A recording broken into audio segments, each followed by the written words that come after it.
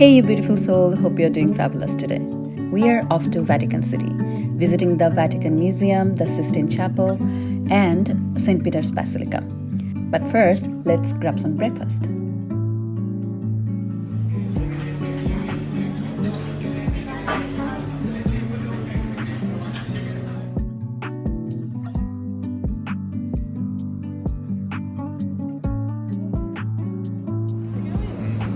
Thank you, grazie.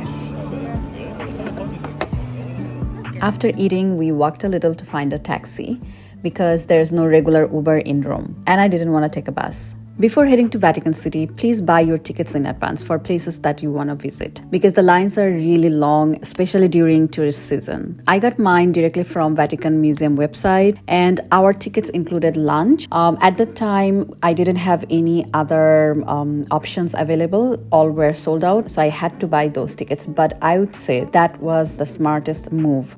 Ayan, how excited are you to go to the smallest country in the world? Very excited.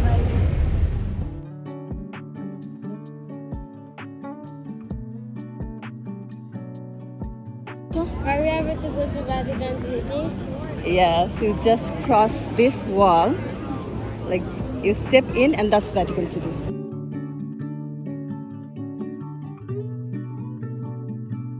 Once you enter the museum, there is airport-style security, but don't freak out, it's fairly quick and pretty easy. Then you head to the reception to validate your tickets. With ours, they handed out lunch tokens too. All right, let's go see what's inside. Now, don't come for my under-eye bags, okay? These are the only bags I could afford on this trip. Let me say this up front, I have zero expertise in art, history, or geography to even pretend that I understand what I'm looking at. But that's the thing, you don't need to understand everything. You don't have to dissect or interpret everything. I was mesmerized by the scale, the detail, the stories layered in every inch. That's why I love exploring solo, so that I can stop in front of something that naturally pulls me in and I can have a silent, personal conversation with it. No pressure to get it. No one constantly telling me what to think about it. Here I'm gonna take a moment and just... Oh my...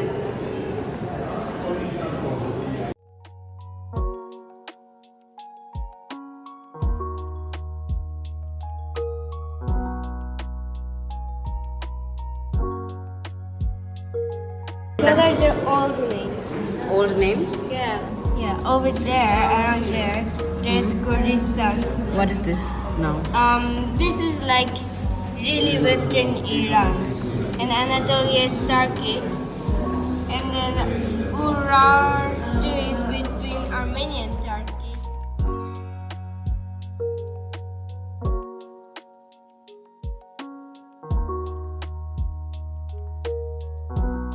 Of course, this is summertime and there is a lot of tourists. It got really hot inside. So I would say be prepared and have some water on you and wear comfortable clothes.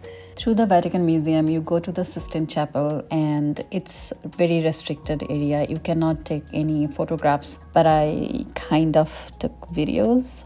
I mean, how could I not? Otherwise, I would have never believed that I went there. Anyway, maybe the universe punished me for even thinking that because I made the biggest mistake of this whole trip at this point. So I had no clue that from inside the museum, you can directly go to St. Peter's Basilica and save yourself a ton of hassle. But more on that in a minute. It's almost 3 p.m. but I'm still gonna try and redeem our ticket for the lunch. But we were supposed to come here at 2. Let's see.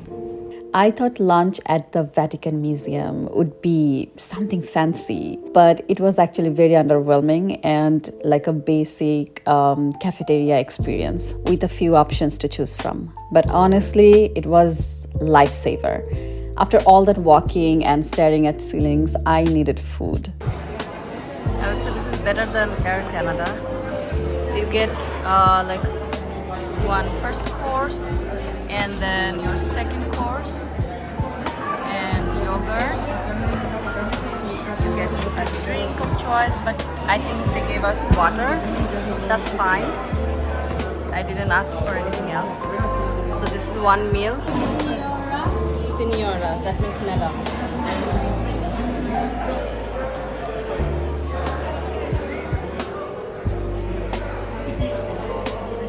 After our short lunch break, we exited the museum, and even now I'm screaming at myself, go back, you idiot, go back. So we are done with the Vatican City Museum and Sistine Chapel. We ate here and we kind of slow walked outside.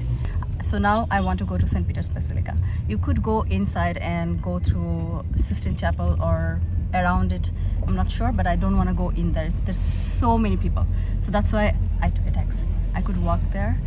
It's a 10 minutes walk, but we are tired. So here's your heads up. If you are planning to visit St. Peter's Basilica, go there directly from inside the museum. You're welcome. Before we get in St. Peter's Basilica, I wanted to eat something fresh, so got some watermelon and some oranges. Also, Ian is using the washroom.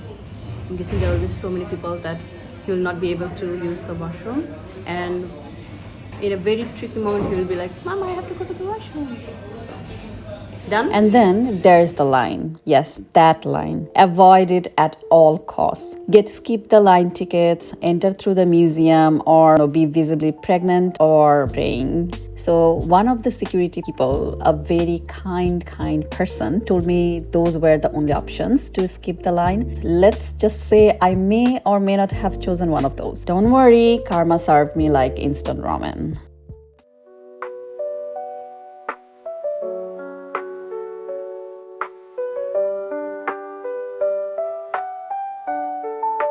Listen, I don't think any place has ever moved me like this one.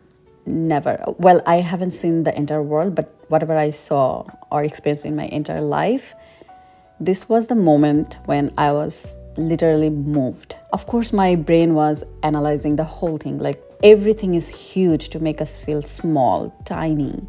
The glass ceiling that lets the sunlight pour in like a divine spotlight. It's just... This is calculated design, a sensory illusion to overwhelm us. But also, my brain went quiet and just whispered, we human beings are nothing, just nothing. And I stood there, stunned, not studying art, just feeling what was being said in stone, glass, and light. Please spend time here with your whole existence and don't rush it.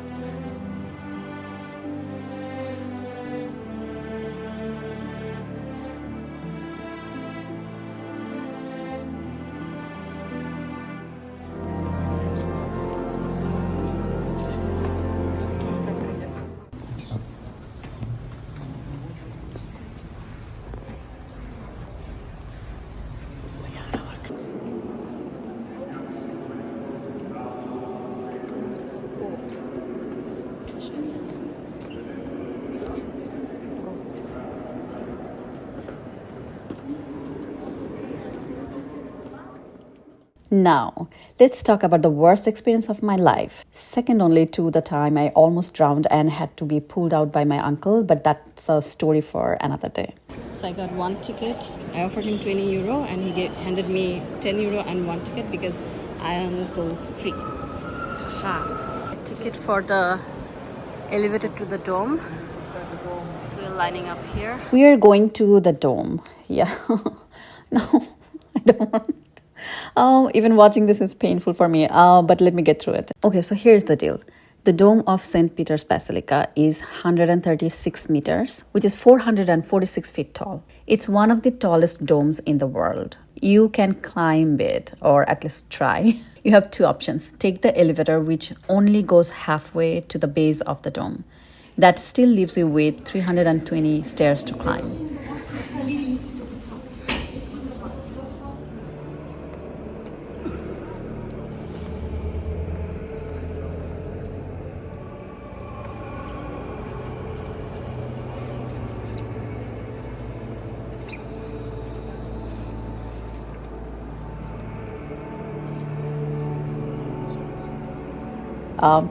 Let me just say, Ayan warned me. My son literally said, "Mom, don't go.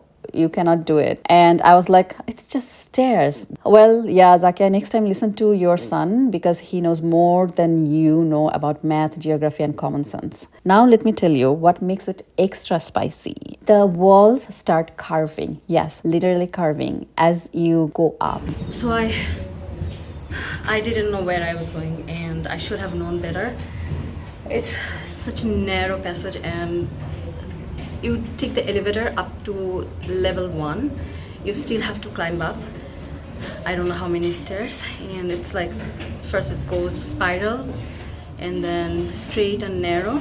People are coming here, so I'm waiting to catch a breath, and I have some water. So you are walking sideways at times, leaning like you are in a fun house. It gets narrow, hot, claustrophobic, real fast. And there's no way you can go back. Like if at any moment you're like, nope, I'm out of here, you cannot. There's no way back. So the only way is keep going up.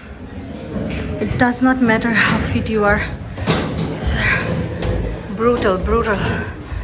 Oh my God. I'm almost dead. This is beautiful, but I'm dead.